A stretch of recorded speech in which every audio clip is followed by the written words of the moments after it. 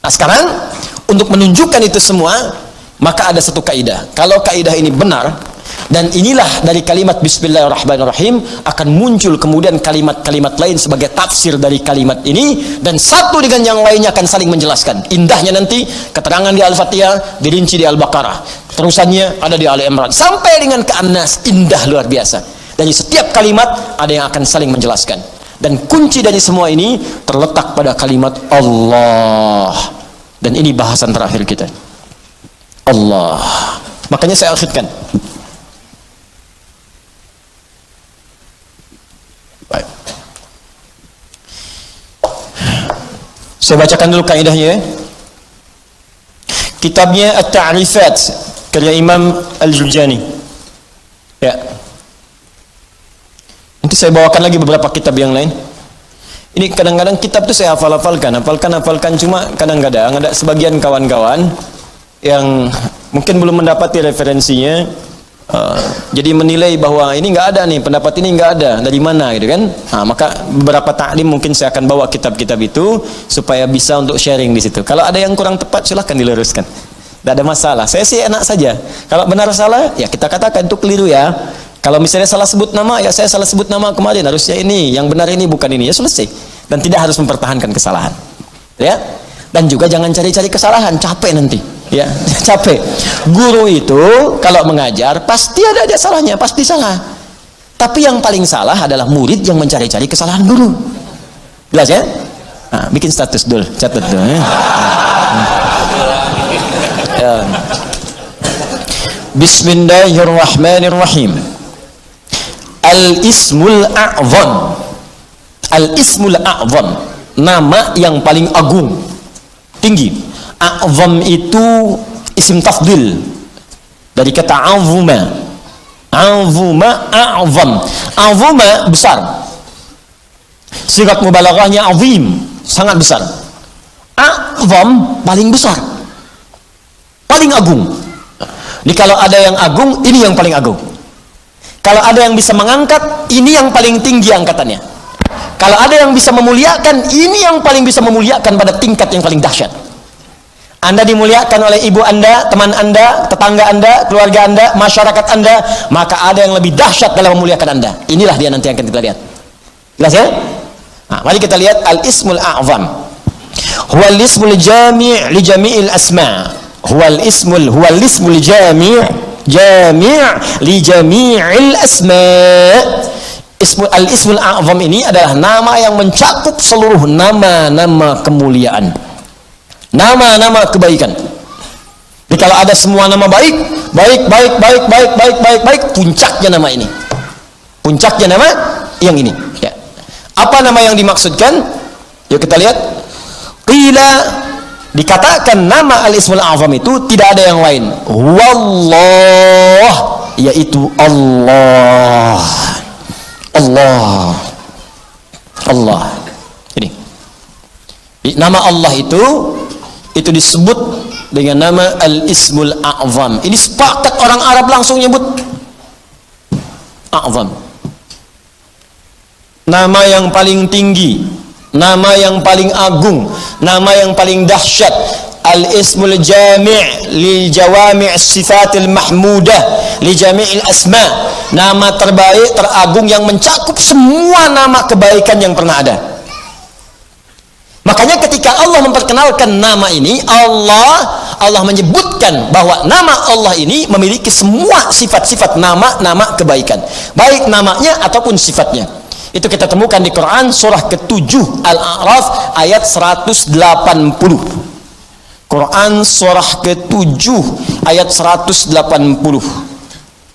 Di halaman 174, posisi paling kiri, baris yang keempat sebelah atas. Walillahil asma'ul husna fad'uuhu biha. Walillahil asma'ul husna. Walillah, hanya milik Allah. Walillah, hanya milik Allah. Al asma'ul husna, semua nama-nama yang baik-baik. Di semua nama-nama baik itu terkumpul semua punya Allah. Makanya ketika disebutkan nama Allah itu mencakup semua nama-nama yang baiknya. Di Anda ketika menyebut nama Allah, Allah, Allah, ya Allah, Allahumma, ya Allah, itu sudah mencakup semua nama-nama yang terbaik yang melekat pada Allah Subhanahu wa taala dan sifatnya. Makanya kalau Anda mau memanggil kepada Allah, kata Allah, silakan sebut nama Allah secara singkat. Di mana ditemukannya? Boleh Quran surah ke-17 misalnya, ayat ke-110. Ya, Quran surah ke-17 ayat 110. Ya. Halaman 293. Posisi paling kanan di baris yang ke-6. Qulid'u Allah awid'u Rahman ayyamma tad'u falahul asma'ul husna. Qulid'u Allah, kalau Anda sedang punya masalah, sedang punya persoalan, sedang punya kebutuhan, qulid'u Allah, panggil Allah, sebut, minta. Qulid'u Allah, ya Allah, ya Allah, ya Allah, berdoa minta. Atau sebut Ar-Rahman, ya Allah ya Rahman, ya Allah ya Rahman. Atau kalau ingin spesifik, silahkan panggil nama-nama yang Allah miliki sesuai dengan kadar kebutuhan Anda. Semua namanya baik. Misal, Anda butuh rizki, sebut namanya ya Razzaq. Anda sedang belajar, besok mau ujian, belajar supaya dipercepat ilmu, sebut namanya ya Alim. Anda sedang bekerja, ada yang usil, ada yang iseng, ada yang ingin mencelakai Anda, sebut namanya ya Jabbar, ya Malik. Sedang punya banyak masalah, sebut ya Sabar, Sabar, Sabar. Tapi kalau Anda ingin menyebut satu nama yang dengan itu semua masalah Anda tuntas, sebut Allah. Ya Allah, hamba bermunajat kepadamu. Ya Allah, hamba memohon kepadamu. Kalau Anda benar menyebutnya, benar memohonnya, maka demi Allah ada hadis yang langsung disampaikan oleh Nabi sallallahu alaihi wasallam, langsung disebut oleh Nabi. Jika Anda memanggil Allah dengan namanya yang paling tinggi ini dan benar cara memanggilnya, maka semua permintaan Anda sulit bagi Allah untuk menolaknya, dikabulkan seketika. Saya bacakan kitabnya, ini halaman 31, saya hafal ini. Ya, paling kiri di pertengahan. Kitabnya Al-Aqaidah Al-Islamiyah karya Syekh Sayyid Sabiq. Ini kitabnya. Ya. Bismillah. Ismullahil A'zam. Ya, ada yang bisa bahasa Arab mau bacakan? Baik, saya bacakan langsung ya. Ismullahil A'zam. Ya. Wa kama anna lillahi hadhil asma falahu ismun a'zam idza du'iya bihi ajaba wa idza su'ila bihi a'ta. Allahu akbar. Dan sebagaimana Anda ketahui bahwa Allah Subhanahu wa taala memiliki nama-nama yang sangat mulia, ya. Ar-Rahman, Ar-Rahim, Al-Malik, Al-Quddus, ya, dan seterusnya. Di balik nama itu ada nama yang paling tinggi.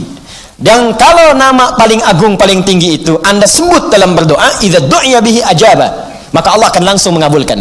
Wa idza su'ila bihi a'fa, dan jika Anda memohon kepada Allah, minta dengan nama itu, maka Allah akan memberikan apa yang Anda minta. Ya, mari kita lihat. Ja'a dzikruhu fima yali min ahadits. Kalau Anda tidak percaya, berikut ini saya tampilkan beberapa hadis-hadis, ya, yang mengabadikan kepada kita peristiwa-peristiwa dimaksud dari Nabi sallallahu alaihi wasallam. An Buraidah radhiyallahu taala anhu qala, hadis pertama dari Buraidah, ya, semoga Allah meridai kepada beliau, qala sami'an nabiyyu sallallahu alaihi wasallam rajulan yad'u. Satu kali Nabi sallallahu alaihi wasallam pernah mendengar seorang lelaki sedang berdoa. Lelaki itu berdoa, kedengaran oleh Nabi. Ya, apa doanya? Mari kita lihat. Wa huwa yaqulu, dan dia berkata, Allahumma inni as'aluka bi anni ushhidu annaka antallah la ilaha illa antas samad alladzi lam yalid wa lam yulad wa lam yakul lahu kufuwan ahad. Allahumma ighfirli. Saya baca ke kitab. Bi anni ushhidu annaka antallah la ilaha illa antal ahadus samad alladzi lam yalid wa lam yulad wa lam yakul lahu kufuwan ahad. Allahu akbar. Dia membaca pertama, usyhidu bi annaka antallah, ya Allah. Perhatikan nih. Saya bersaksi Engkau Allah. Engkau Allah. Engkau Tuhanku ya Allah. Engkau Tuhanku yang memerintahkan aku ya Allah untuk bermohon hanya kepadamu. Aku bersaksi Engkau satu-satunya Tuhan, tidak ada Tuhan yang lain. Aku bersaksi hanya memohon kepadamu, tidak ada syarikat untukmu. Allah disebutkan namanya. Maka apa yang terjadi? Perhatikan. Faqala walladhi nafsi biyadihi laqad sa'ala Allah bismihil a'zam alladhi idza du'iya bihi ajab wa idza su'ila bihi a'ta. Allahu akbar. Dalam riwayat orang ini berkata, ya Allah ampuni saya, Allah maghfirli, ya Allah ampuni saya. Maka kata Nabi, perhatikan kalimatnya, kata Nabi, walladhi nafsi biyadi, saya bersumpah karena Allah, saya bersumpah dengan nama Allah yang menggenggam jiwaku. Nabi mempertaruhkan jiwanya, ya, mempertaruhkan dirinya dalam genggaman Allah untuk menyampaikan makna yang sangat dalam ini. Ini sumpah nih. Wallazi nafsi biyadi, itu sumpah. Ini sumpah tertinggi dari seorang hamba yang menunjukkan kemudian keesaan Allah Subhanahu wa taala. Nabi itu cukup berkata, kata-katanya benar karena sifatnya itu siddiqul amin. Ya, siddiqul amin. Jadi kalau bersumpah ada yang serius di situ, ada yang sangat penting. Saking pentingnya sampai bersumpah. Anda percaya nggak dengan saya? Tidak, sumpah demi Allah yang menggenggam jiwa saya, yang bisa mewafatkan saya kapanpun. Saya bersumpah. Ini hadis bersumber dari Nabi Sallallahu Alaihi Wasallam. Nah, pertanyaan saya, semakin percaya nggak dengan saya? Semakin ya? Ini Nabi yang bersumpah. Maka kata Nabi, apa kata Nabi? Laqad sa'alallaha bismil a'zam. Orang itu tadi telah memohon kepada Allah dengan menyebutkan nama yang paling tinggi, nama yang paling agung. Alladzi idza du'iya bihi ajab wa idza suhila bihi a'ta. Nama itu kalau disebutkan dalam doa, maka Allah seketika akan menjawab doanya, dan jika dia meminta, maka akan mengabulkan segala permintaannya. Hadisnya sahih. Hadisnya sahih. Rawahu Abu Dawud wa Tirmidzi wa An-Nasai wa Ibnu Majah wa qala Al-Mundziri qala Syekhuna Abu Al-Hasan Al-Maqdisi wa isnad la mat'ana fihi wa la alam annahu ruwiya fi hadha hadis ajwad minhu. Allahu akbar. Hadis ini diriwayatkan oleh para ahli hadis, Abu Daud, At-Tirmidzi, An-Nasai, Ibnu Majah, bahkan Al-Imam Al-Mundziri mengatakan ini riwayat enggak ada celaknya. Enggak ada celaknya, sahih. Sahih, dan saya tidak melihat riwayat yang lebih baik daripada ini. Ya, hadisnya sahih. Tuh, hadisnya saya tampilkan, riwayatnya saya sampaikan, kitabnya saya tunjukkan, dan manfaatnya kita dapatkan. Allah. Nah, coba pertanyaannya, ini kan kalimat dirangkaikan di situ, Bismillah, Allahnya sudah muncul. Bahkan yang paling dahsyat, Rahman Rahimnya datang. Harusnya kalau sudah Bismillah, sifat Rahman Rahim itu datang. Bismillah, minum, Rahmannya turun, berkah minumannya, dituliskan pahala akhirat dengan Rahimnya. Harusnya begitu. Bismillah, sembuh. Ada keberkahan dalam kesembuhan. Sembuh penyakitnya, dituliskan pahalanya. Istighfar di situ saat sakit ada pahala, segala ada pahala, sembuh. Ada keberkahan dalam sembuhnya. Kalau orang sakit kemudian sembuh dan sembuhnya ada berkahnya, maka saat sembuh itu semua hasil dari sakitnya akan mengantarkan dia pada ibadah.